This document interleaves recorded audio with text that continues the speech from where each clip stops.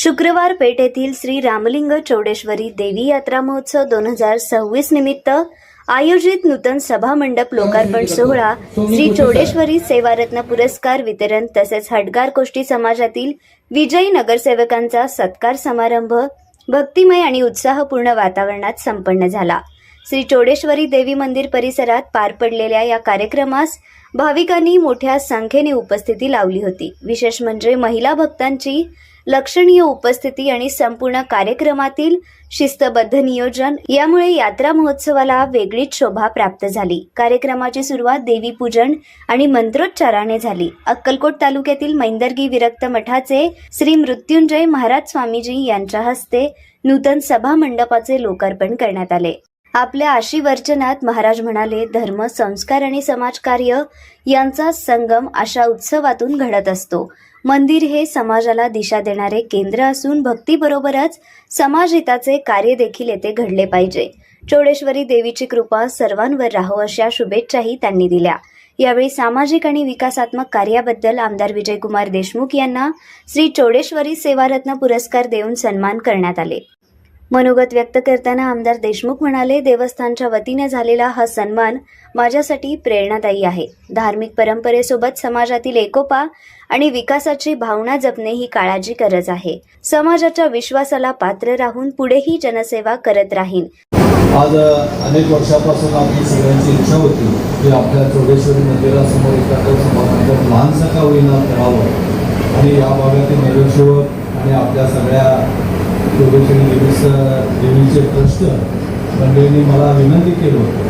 तसं बघायला गेल्यावर चौडेश्वरीवर बद्दल आमचं नितांत आमच्या घरचं भक्ती आहे, कारण आमची आईच माशाळ या गावची होती। त्यामुळे तिथं चौडेश्वरीचं जत्रा 15 दिवस चालतो आणि लहानपणापासून आम्ही त्या जत्रेसाठी आजपर्यंत जातो दंडी घालायच्या याच्याने। आणि आज सुद्धा आमच्या घरचे मी आणि माझा मुलगा अजूनही दरवर्षी शेवटच्या दिवशी जाऊन दंडी घालून येतात।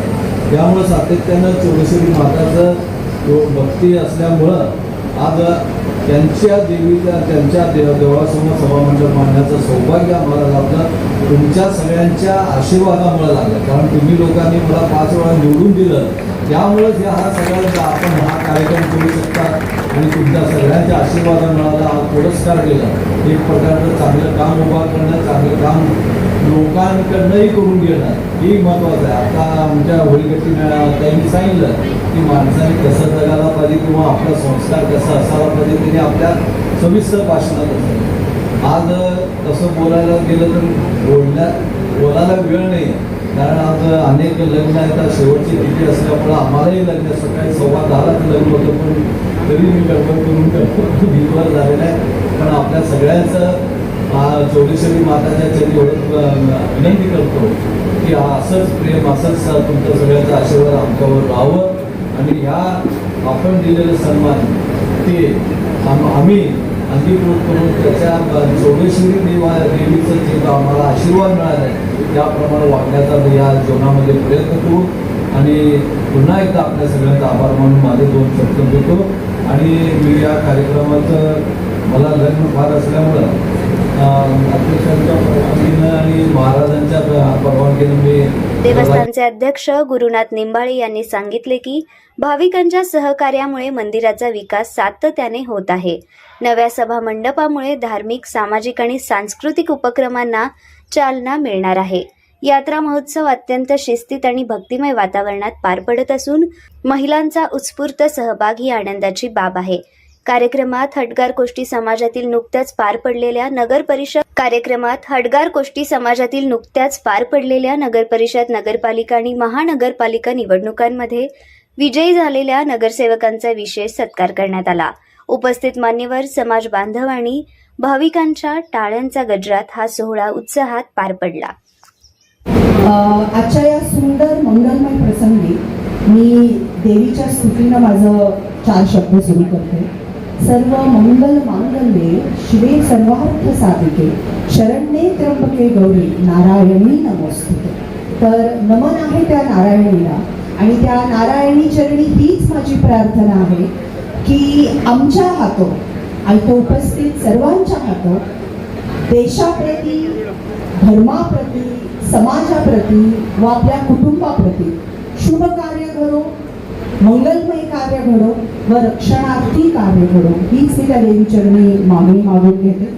आणि आजच्या कार्यक्रमात आम्हाला इथे बोलवून अभिनंदन केल्याबद्दल, आमचं कौतुक केल्याबद्दल मी चौडेश्वरी मंदिराच्या सर्व ट्रस्ट अध्यक्ष, उपाध्यक्ष, सर्व पदाधिकारी सर्वांचे अगदी मनापासून आभार मानते. तुमची ही जी कौतुकाची थाप आहे ह्याचा जो एक प्रतिरूप आमच्याकडून होणार आहे अभिव्यक्ती, ते कार्यरूपी अभिव्यक्ती सुंदरच होईल, श्रेष्ठच होईल. कसं असतं, प्रत्येक कार्याला जेव्हा कौतुक मिळतं, प्रत्येक कार्याला जेव्हा एक अभिमानाचा थाप मिळतो, तेव्हा असं म्हणतात की कार्य करणाऱ्या व्यक्तीकडे 100 हत्तींचा बळ येतो. त्यामुळे समाजाचं लक्ष आमच्याकडे आहे हे तुम्ही सांगून देण्यासाठी एवढं मोठं कार्यक्रमाचं जे आयोजन केलं त्यासाठी देखील मी लाख लाख ऋणी आहे.